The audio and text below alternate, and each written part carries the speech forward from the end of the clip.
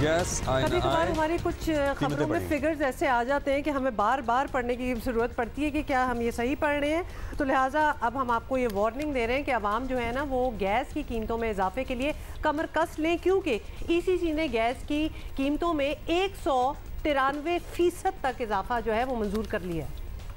ये इजाफा वैसे बहुत पहले हो जाना चाहिए था, लेकिन मुख्तलिफ हुकूमतें, ये जो अभी बरसर इक़्तिदार हुकूमत थी निगरान हुकूमत से पहले, उससे पहले वाली हुकूमत भी इसे टालती रही।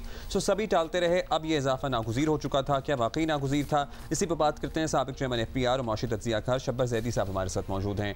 शुक्रिया शब्बर साहब, आपने वक्त दिया। शब्बर साहब, काफ़ी अरसे से गैस कीमतों में इजाफा मुतवक्के तो था, लेकिन क्या इतना ही इजाफा करना ज़रूरी था जितना किया गया है?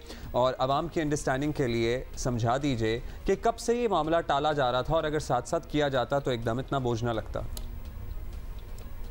गवर्नमेंट ऑफ पाकिस्तान गैस के अंदर जो इनडायरेक्टली और डायरेक्टली सब्सिडी दे रही थी वो अब हमें IMF प्रोग्राम में वायबल नहीं है और उसको हमें एडजस्ट करना है, मगर इसको तमाम सारिफीन पे एक तरह जो एडजस्ट करना वो ठीक नहीं है।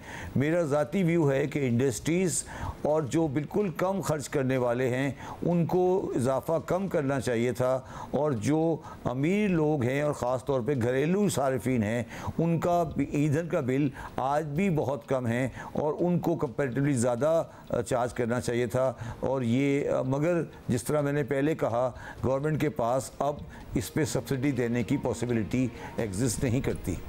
राइट। अच्छा, ये भी बता दें कि हमने ये भी देखा है कि एक बार फिर कुछ मखसूस इंडस्ट्रीज़ को प्रोटेक्शन दी गई है, तो उनके लिए सब्सिडीज़ में कोई कमी नहीं की गई। तो क्या पाकिस्तान की माशी हालत इस बात की इजाज़त देती है कि किसी भी वजह से हम किसी को भी सब्सिडी दें और किसी को ना दें?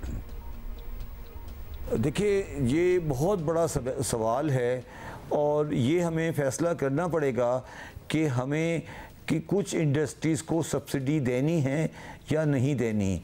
इसमें दो मिसालें हम अगर सामने रखें तो हमें चीज़ें वाज़े हो जाएंगी। एक मिसाल है फर्टिलाइज़र की और एक मिसाल है टेक्सटाइल की।